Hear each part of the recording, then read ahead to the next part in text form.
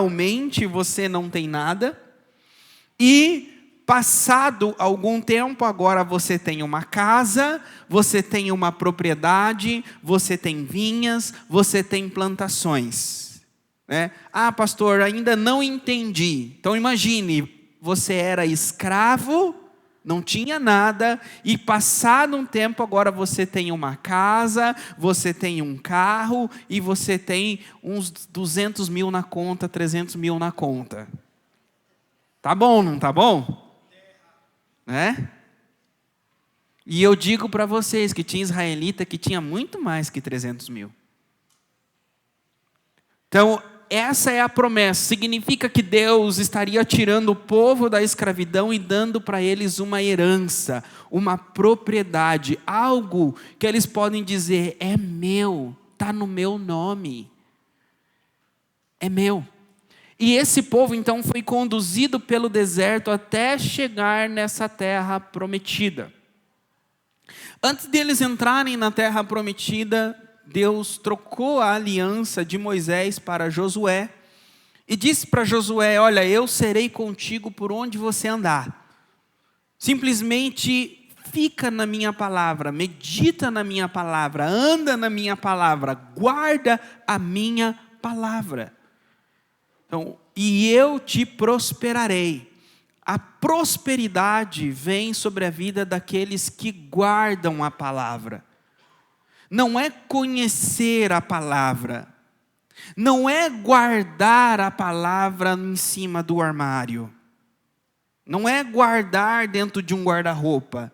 Guardar é praticar, é viver, é temer a palavra. Então não é fazer parte de uma igreja, não é ser membro e ter uma carteirinha de uma denominação. Mas a nossa vida, a nossa espiritualidade, ela é medida pela palavra de Deus. A nossa espiritualidade não é medida pela igreja que a gente congrega. Uma pessoa não é mais espiritual porque ela congrega numa igreja que tem 5 mil membros. Uma igreja não é mais espiritual porque ela congrega numa igreja que tem 30 membros e todo mundo fala em língua e rodopia. Uma pessoa não é mais espiritual porque ela passa dias orando no monte. Uma pessoa, ela é espiritual quando você enxerga nela os frutos do Espírito Santo. Quando vocês vão para Gálatas, capítulo 5, você vê temperança, você vê paciência, você vê amor, esperança. Quando você vê Jesus na pessoa, você fala, essa pessoa, ela é espiritual. Tem que ser muito espiritual para agir como essa pessoa age. Essas são as marcas do verdadeiro cristão. Então, é esses espirituais que guardam a palavra, que eles conquistam batalhas espirituais, conquistam os inimigos e os gigantes espirituais. E o que eu quero tocar para vocês aqui no assunto é como Deus preparou os inimigos de Josué. Quem sabe, talvez seja os teus inimigos tão igual aos inimigos de Josué. Talvez você não sabe, mas você está dentro de uma batalha como Josué esteve. E os inimigos estão atacando você como um dia atacaram Josué. E Deus quer que você se posicione como Josué se posicionou. Então vamos lá. Eu quero, até chegar no capítulo 10, eu quero mostrar para você como que foi as batalhas de Josué. Primeiro inimigo, primeira batalha, foi natural.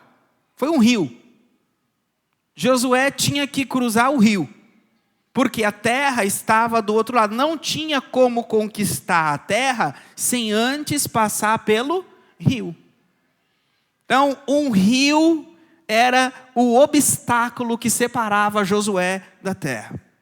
E aí Deus dá a direção para Josué, que ele iria abrir o rio, parar o rio para eles passar. Eu não falo abrir o rio, irmãos, porque Deus não abriu o rio, Deus parou o rio. Porque o mar, Deus abriu, ficou dos dois lados. Agora o rio, Deus parou lá e a água que estava aqui desceu. E essa daqui ele segurou como uma barragem.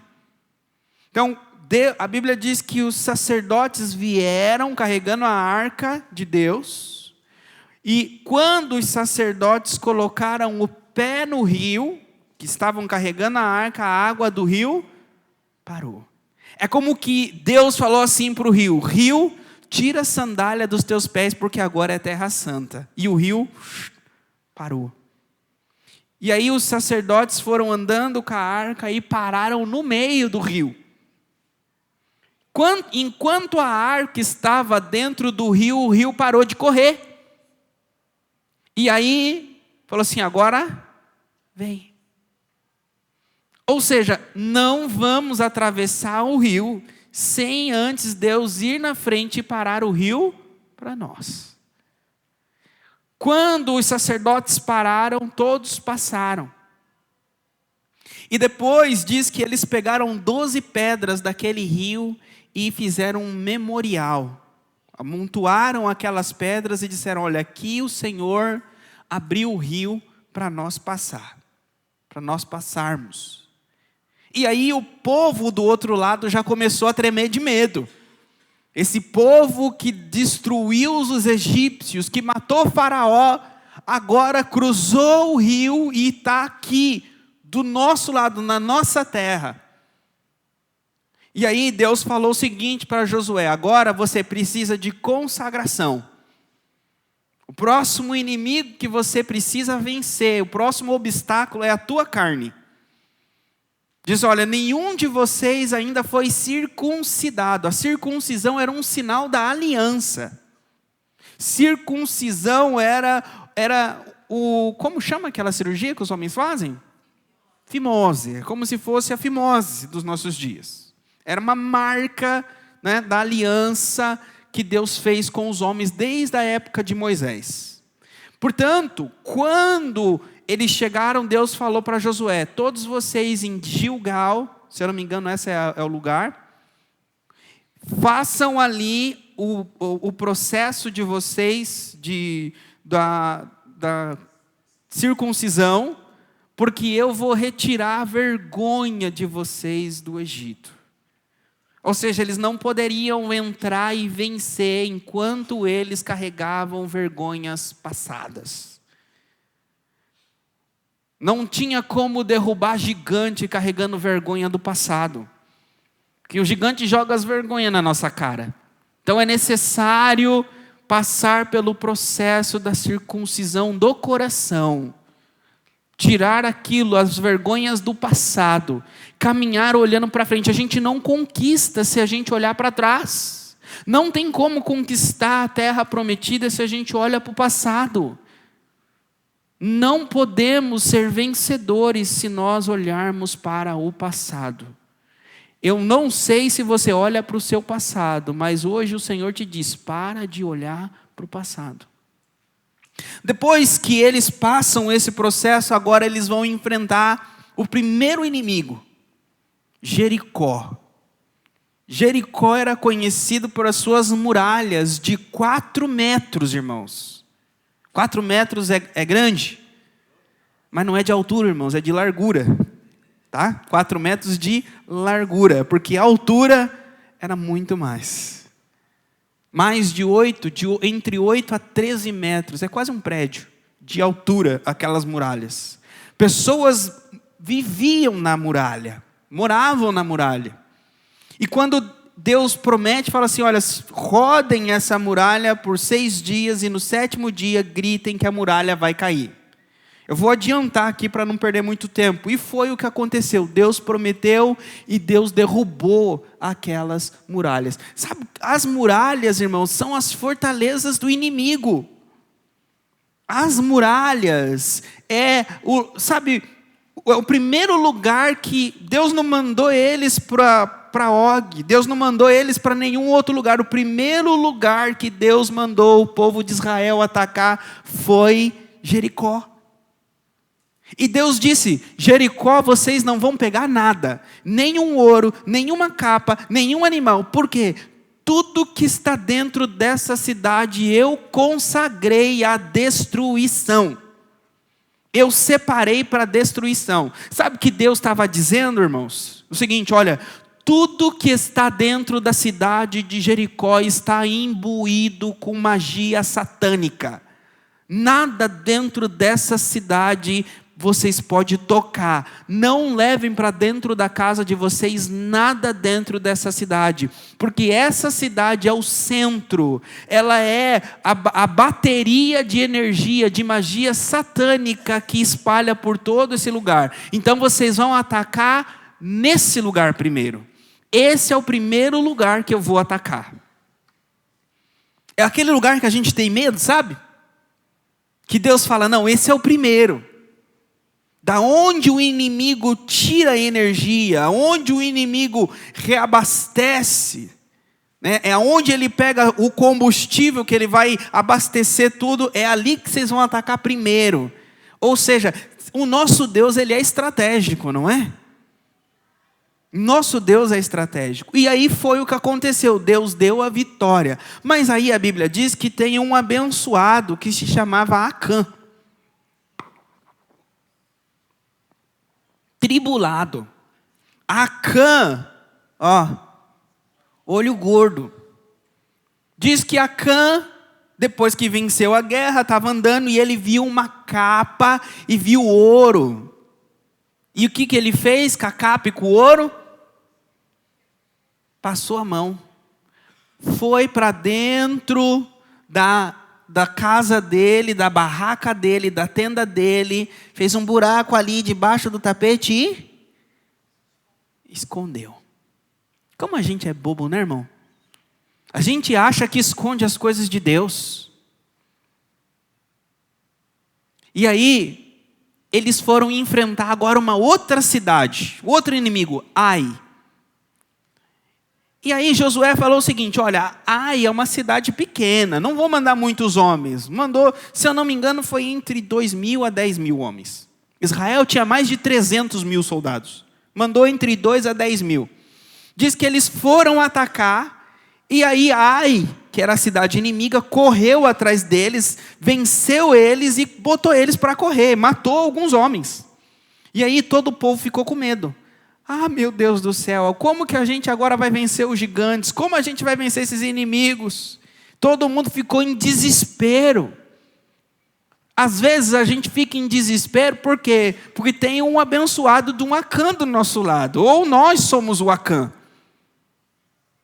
A gente está fazendo as coisas escondido, a gente está fazendo as coisas que não agradam o Senhor, desobedecendo o Senhor, não vai ter vitória. Aí a gente se pergunta, mas por que as coisas não dão certo na minha vida? Será que você não tem nenhuma capa escondida? Será que você não tem nada que você está ocultando, que você não quer que as pessoas saibam, você não quer que ninguém saiba, é o teu segredo? Enquanto isso estiver ali debaixo do tapete, você não vai prosperar. Enquanto você esconder uma coisa que já era para você ter se livrado dela faz tempo, você não vai prosperar. E aí, o que aconteceu? Diz que o povo chorou, e aí foi Josué e chorou.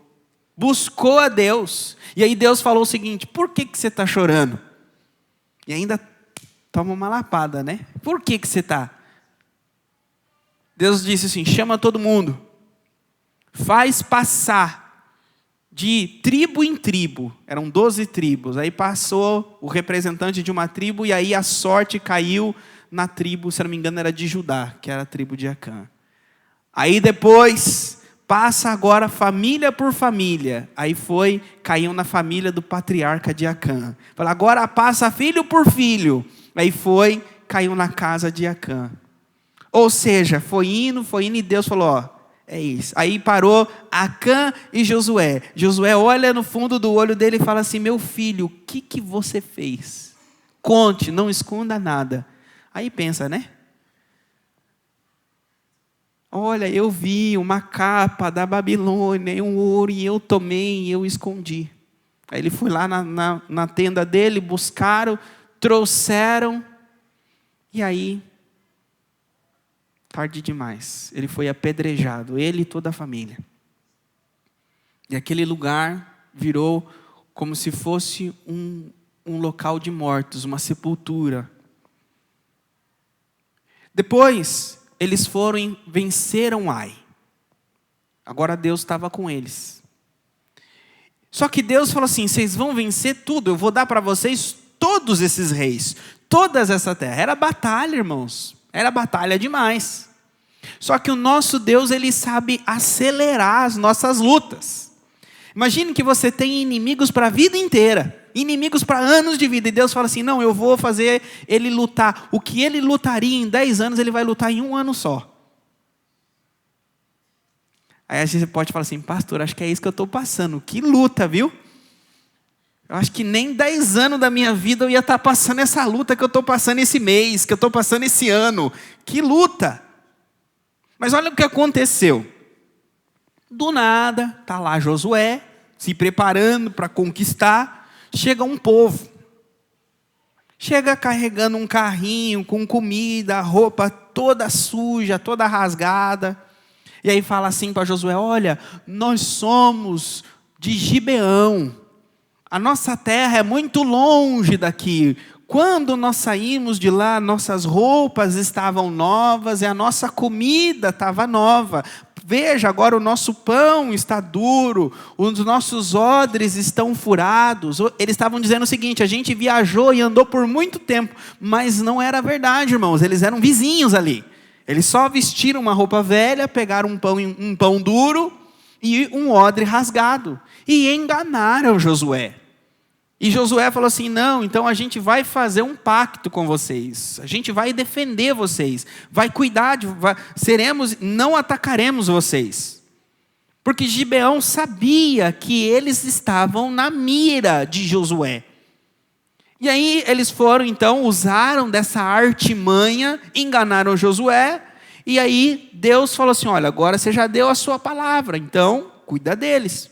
Quando Josué descobriu, falou assim, vocês nos enganaram. Falou, mas a gente ficou com medo que vocês iam destruir. Falou, então agora vocês vão servir o povo de Israel. Vocês serão os cortadores de lenha para o povo de Israel. E a Bíblia diz, irmãos, depois, lá, se eu não me engano, deve dar aqui quase uns 1000 anos depois, quando o povo de Israel volta do cativeiro da Babilônia, na época de Esdras, Esdras coloca alguns do povo de Gibeão, que veio do cativeiro de volta. Deus guardou esse povo, todo esse tempo. E aí, esse povo então fez as pazes com Josué e voltou para a cidade de Gibeão. Quando eles chegaram em Gibeão, a Bíblia diz que juntou 5 reis.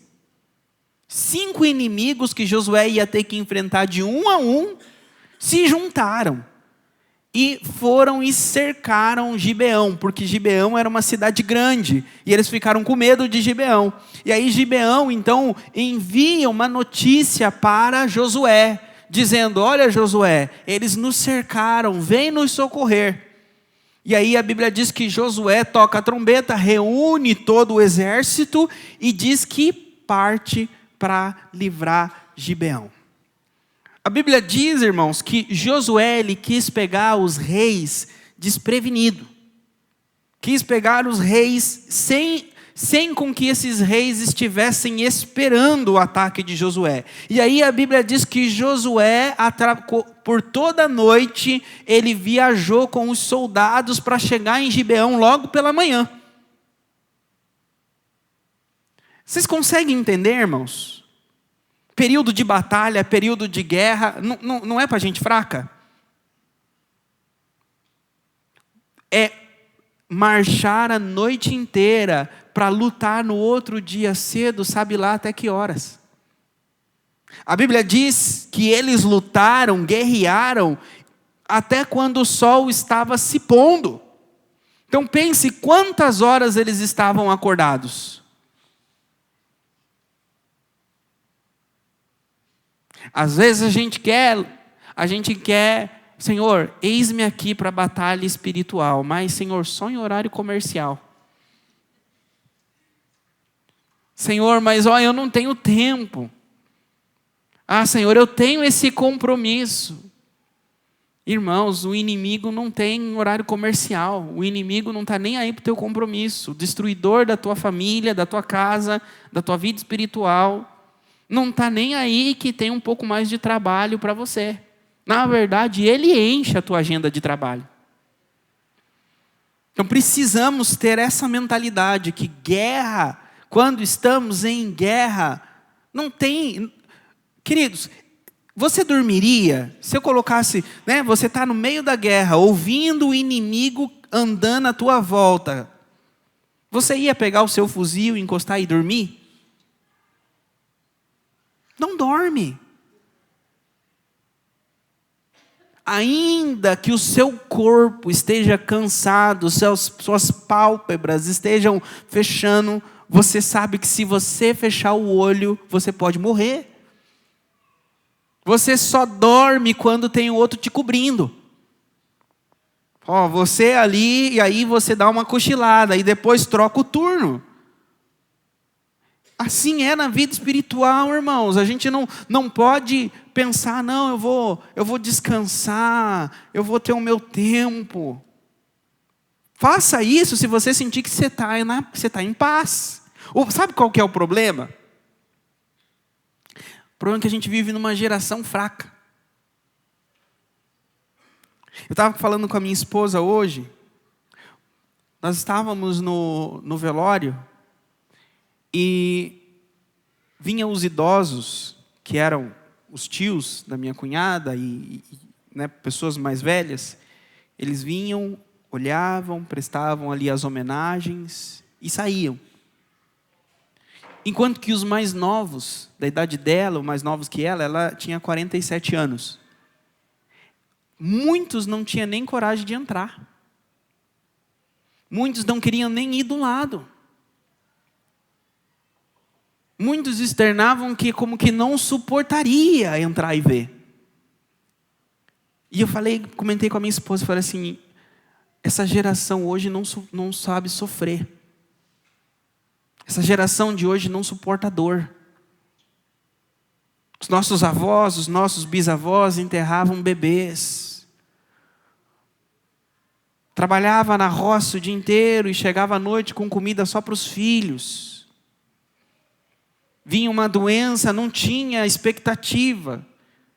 Via uma criança ardendo de febre, a única coisa que fazia era passar um pano na testa. E aí segue a vida. Então os antigos sofreram muito. E parece que o conforto que nós temos, a tecnologia que nós temos, hoje uma dorzinha a gente já tem, busca um comprimido, busca na internet o que beber, o que tomar, o que fazer. A gente faz de tudo para que a gente não sofra. Porque os nossos avós, eles não tinham o que fazer. Então, ou sofria ou sofria. Hoje a gente faz tudo o que a gente pode para não sofrer. O problema é que, às vezes, a gente precisa sofrer. Às vezes, o melhor remédio é o sofrimento. E aí, o que Jesus faz? Coloca na nossa vida uma situação que a gente não resolve. Aí você fala assim, eu não consigo resolver essa situação. E aí você fica à mercê do sofrimento. E aí parece que ele prolonga o sofrimento ainda, não parece? A gente busca, a gente pede, a gente busca, a gente pede, e parece que o sofrimento demora cada vez mais para passar. Mas em meio ao sofrimento, ele está o quê? Desenvolvendo a nossa paciência, a nossa perseverança, a nossa maturidade. É difícil, e muito. Mas é o processo que o Senhor faz. E o povo aqui, de Gibeão, esse povo que venceu, era um povo guerreiro. Nós não vamos vencer os nossos inimigos se não tivermos uma mentalidade de guerreiro. O que é mentalidade de guerreiro? É mentalidade de que às vezes, se não precisar dormir, não vai dormir. Se não precisar descansar, se não der para descansar, não vai descansar. Se eu ter que engolir sapo, eu vou engolir sapo. Se eu tiver que me calar, eu vou me calar. É como que em primeiro lugar vem a vitória. Em primeiro lugar não vem o que eu quero. Em primeiro lugar não vem o que eu acho que é melhor. Em primeiro lugar, vem aquilo que a palavra de Deus disse que é melhor. Agora, se o que eu quero é o que a palavra de Deus quer, então é assim, mas se não, não. Não podemos ser mimados. Não podemos sempre dar para nós mesmos aquilo que a gente quer. E esse povo fez isso. Josué falou: olha, vocês vão marchar a noite inteira e amanhã ainda vamos lutar. Mas força, porque o Senhor é com a gente. E foi o que aconteceu. Eles chegaram, irmãos. Diz que eles chegaram, começaram a lutar e o terror de Deus caiu. O povo começou a perder para os israelitas e eles começaram a vencer a batalha, vencer a batalha, vencer a batalha, vencer a batalha. E diz que o povo, os 5 reis, começaram a fugir do povo de Israel. Começaram a fugir. E aí diz que Deus enviou do céu uma saraivada de pedras. E essa saraivada de pedras matou muitos. A Bíblia diz o seguinte, que mais morreram pela saraivada de pedras do que pela mão dos israelitas. Mas sabe o que é interessante aqui? A Bíblia diz que existem batalhas que o Senhor luta por nós. Ele diz que vocês só vão ver, o Senhor lutará por vós. Outras vezes o Senhor nos dá a vitória, mas através da nossa luta. O povo de Israel aqui lutou. Percorreu a noite inteira, ainda lutou no outro dia e Deus deu a vitória. Não podemos pensar o seguinte, Deus vai me dar a vitória, então o que eu vou fazer? Vou ver um dorama, vou jogar um futebol, vou assistir um jogo. Não é de braço cruzado. Ah, pastor, eu sei que pastor não é, então, olha pastor, eu não tenho nem dormido, eu tenho 3 empregos, estou buscando o quarto, se o senhor tiver alguma coisa para mim, o senhor me manda. Não é esse trabalhar. É trabalhar em espiritual, em Deus. É no Senhor. É em jejuns. Em oração. É levando a palavra de Deus, fazendo a obra, visitando alguém, falando da palavra. É trabalhando para o Senhor, que espera-se no Senhor. Senhor, eu faço a tua obra e eu coloco a minha necessidade na tua mão. Eu cuido dos teus, que o Senhor cuida dos meus. Eu faço para o Senhor e eu espero em ti que o Senhor faça para mim. Essa é a forma com que nós vencemos o inimigo. E aí diz que o inimigo foi vencido. Quando chegou no capítulo 10, antes de vencer o inimigo, Josué faz essa oração, capítulo 10, versículo 12.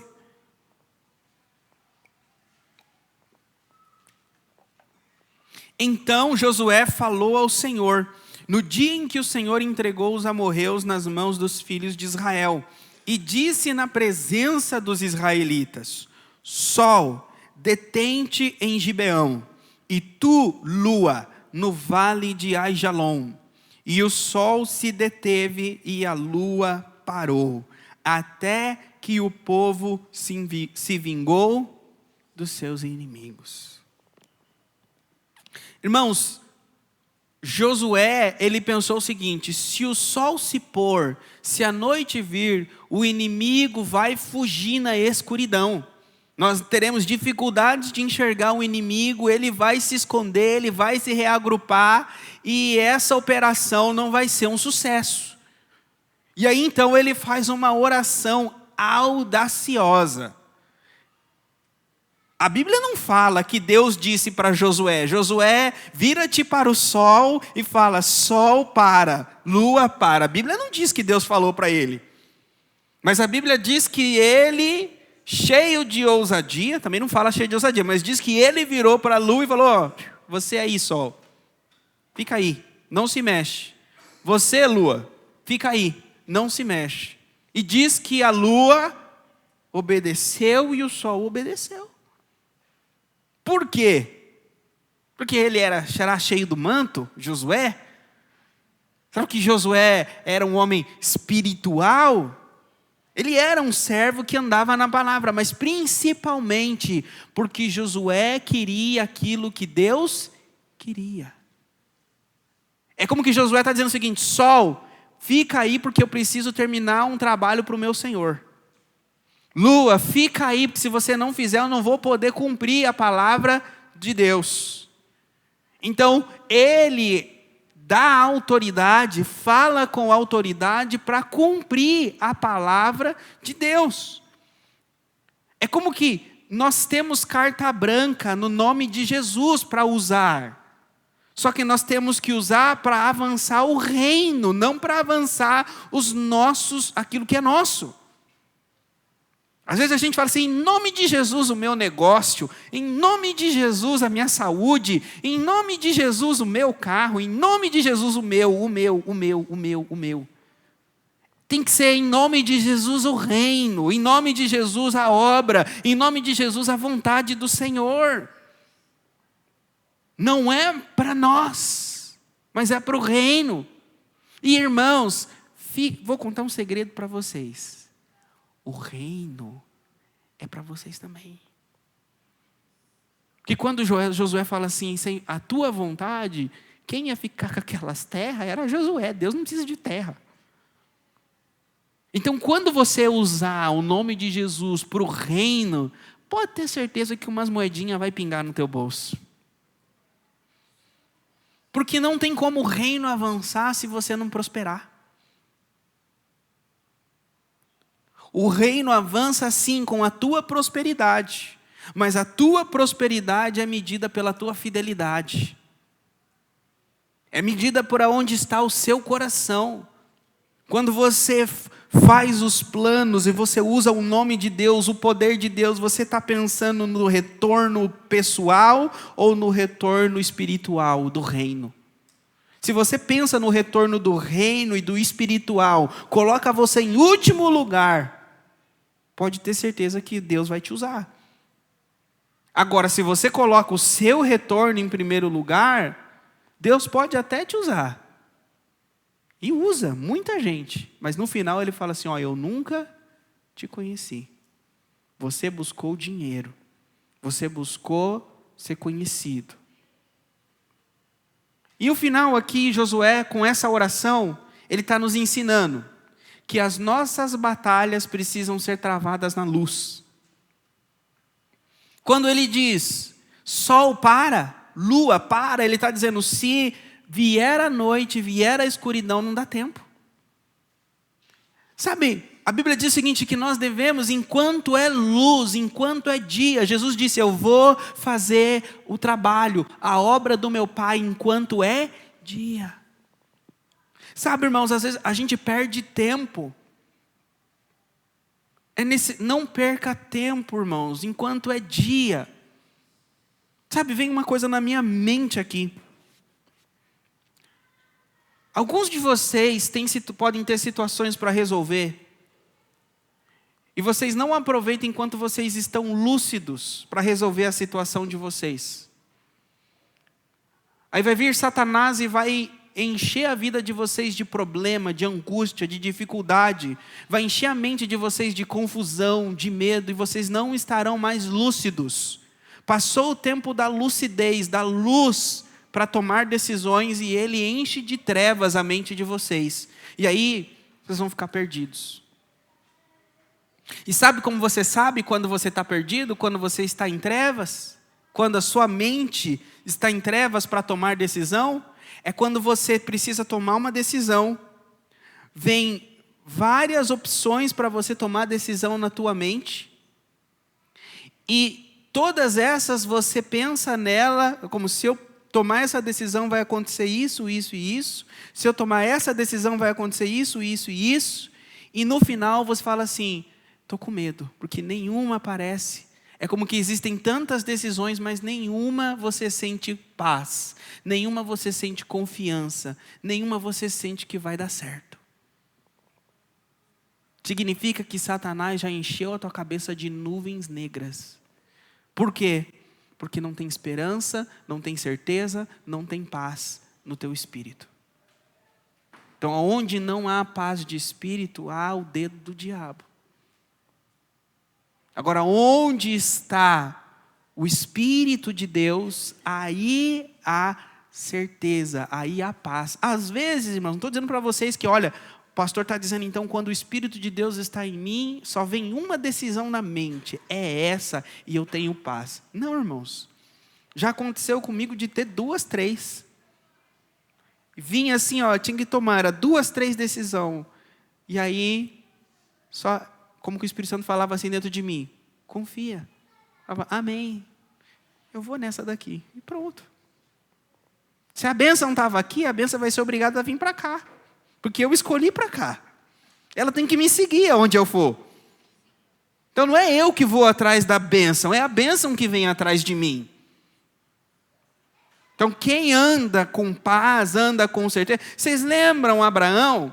Abraão estava com o sobrinho dele Ló e falou assim, Ló, ó, tem as campinas, tem ali, escolha. Você que escolhe. Tá? Se você for para lá, eu vou para cá. Se você for para cá, eu vou...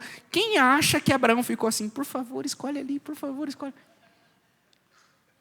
Abraão não ficou. Abraão tinha paz. Abraão falou assim, não importa o que sobrar. Abraão falou assim, pode me dar sobra. Quem aqui era jogador de futebol quando na escola? Eu lembro que os piores sempre ficavam nos times ruins, né? Era escolhido por último. Os melhorzinhos, na minha época, o primeiro a ser escolhido era o dono da bola. O segundo a ser escolhido era o goleiro. E depois vinha os melhores. E aí os piores ficavam por último. Então, aquele que ficava por último ia para o pior time. Essa é como que Deus está dizendo o seguinte, quando vocês podem ficar por último, o time que vocês for vai ganhar. Porque o time de vocês não depende do dono da bola, não depende do goleiro, não depende depende de Deus. É Deus que prospera. O pior ponto, lugar que fala assim, mas aqui não passa ninguém. Confie, espera, seja fiel que vai lotar. O pior lugar, a pior maneira, não importa. Tudo que o mundo fala que não é possível, se você confia, vai ser possível. Então tenha paz, confie em Deus. Amém? Eu gostaria de fazer uma oração. Coloca em pé, irmãos, por favor, se coloquem em pé.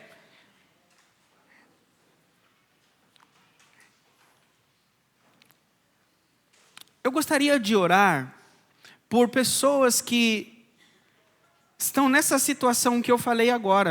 Eu não tinha preparado isso. Veio na minha mente aqui, acredito que o Espírito Santo colocou no meu coração. Pessoas que estão com essa questão na mente. Falam assim, tem essa situação para tomar uma decisão, tem essa e tem essa, mas não tem paz, está com medo. Está com medo, fala assim, se eu tomar essa decisão aqui, eu não sei o que vai acontecer. Se eu tomar essa decisão, eu não sei o que vai acontecer. Se eu tomar essa decisão, eu não sei o que vai acontecer. Quem está passando por isso, pode vir à frente, por favor, que eu vou orar por vocês.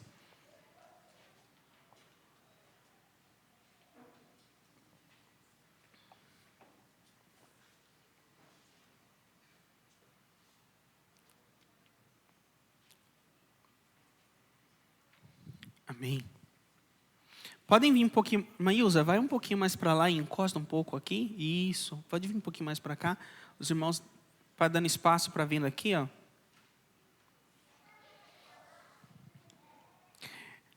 Todos os irmãos que vão receber essa oração, por favor, coloquem a mão na cabeça de vocês, que representa a mente de vocês.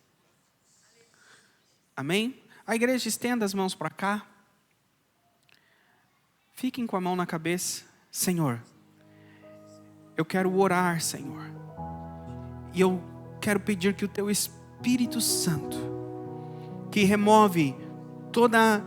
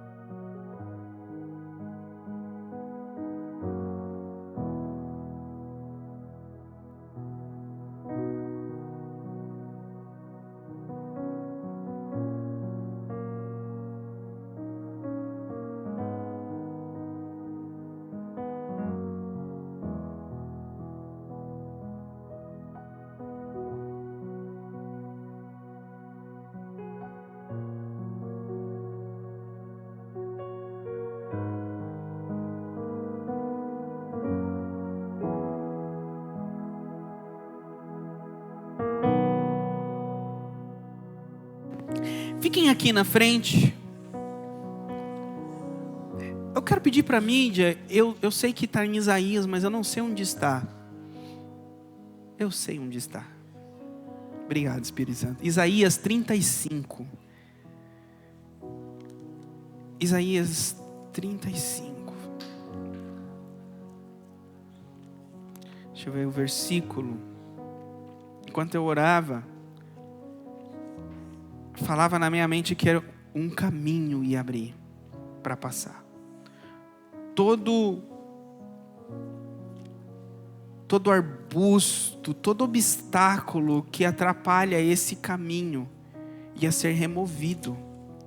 E vocês iriam andar por este caminho. Então o Senhor vai abrir caminhos essa semana para vocês. Capítulo 35, versículo 8.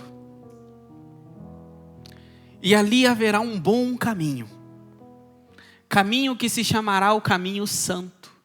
O imundo não passará por ele, pois será somente para o seu povo. Quem quer que por ele caminhe não errará, nem mesmo o louco. Sabe o que Deus está dizendo? Nem mesmo as loucuras de vocês. Sabe quando vocês pisam na bola e falam assim, dei uma de louco. Está dizendo, nem o louco vai errar esse caminho. No contexto, sabe o que é? No original, no hebraico, esse caminho aqui é uma rodovia. É como o seguinte, vocês vão andar na Fernão Dias, sabe? 3 pistas. É uma autopista, é como que não tem como errar. Não é um caminhozinho no meio da floresta que você anda e fala assim, cadê o caminho? Tem como, irmãos? Né? Imagine que Fernão Dias não tem carro. É só para caminhantes andar. Tem como se perder na Fernão Dias? Vai ser, é esse caminho espiritual que o Senhor vai abrir para vocês. Então confiem que o Senhor vai abrir os caminhos para vocês, dar discernimento. Amém? Amém. Podem se assentar. Deus abençoe vocês.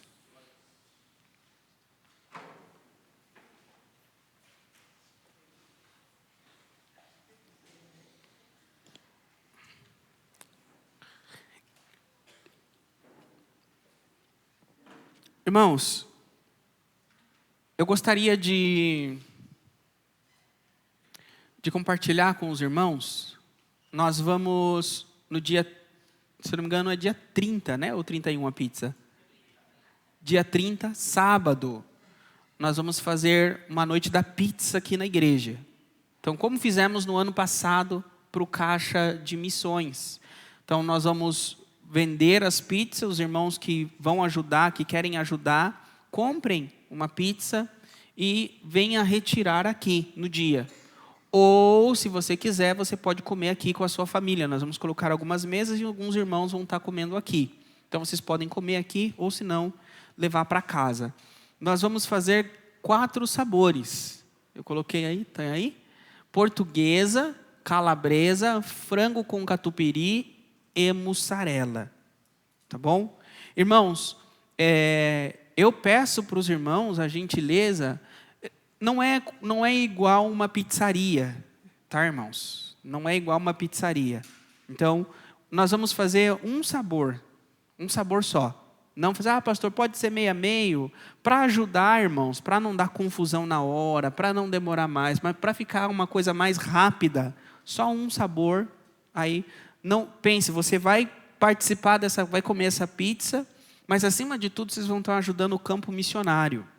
Tá? A ideia dessa pizza, em primeiro lugar, é movimentar a igreja. É fazer vocês participar, estar junto aqui, comer e ter esse tempo em casa. Talvez você vai levar alguém para comer essa pizza e vai falar desse propósito missionário. E também a gente vai ajudar o campo missionário com o valor dessa pizza. Então, não procurem comparar. Não procurem comparar com a pizzaria. Aqui a caixa é diferente. Não sei o quê. A igreja é 50, lá é 50 na minha rua é 40. Nenhuma pizzaria te dá galardão no céu quando você compra pizza lá. Isso eu prometo para vocês. Tá? Se alguma pizzaria estiver dando para vocês galardão no céu, vocês me falam, mas nenhuma. Agora eu te digo, a da igreja vocês vão estar ganhando galardão no céu. Hã? Isso é marketing. Não, vocês não estão comprando o galardão no céu, tá, irmãos? Se fosse só R$50, estava barato demais. Mas galardão no céu. Então, ajudem a gente. Vai ficar aberto R$60 por pizza, tá, irmãos? E aqui vai ter refrigerante também. Quem quiser comprar refrigerante aqui, pode comprar também. Vai ficar até o dia 27, se eu não me engano, é quarta-feira. Então, quarta-feira, 27, é o último dia, que aí eu vou precisar passar o número de pizzas que vai ser feito, aí eu vou ter quinta e sexta-feira e sábado com os irmãos para comprar as coisas e já ir adiantando aqui, né, Carlinhos? O irmão Carlinhos que me lembrou, para a gente já preparar antes e ir trabalhando aqui. O irmão Carlinhos já está no espírito da coisa. Amém?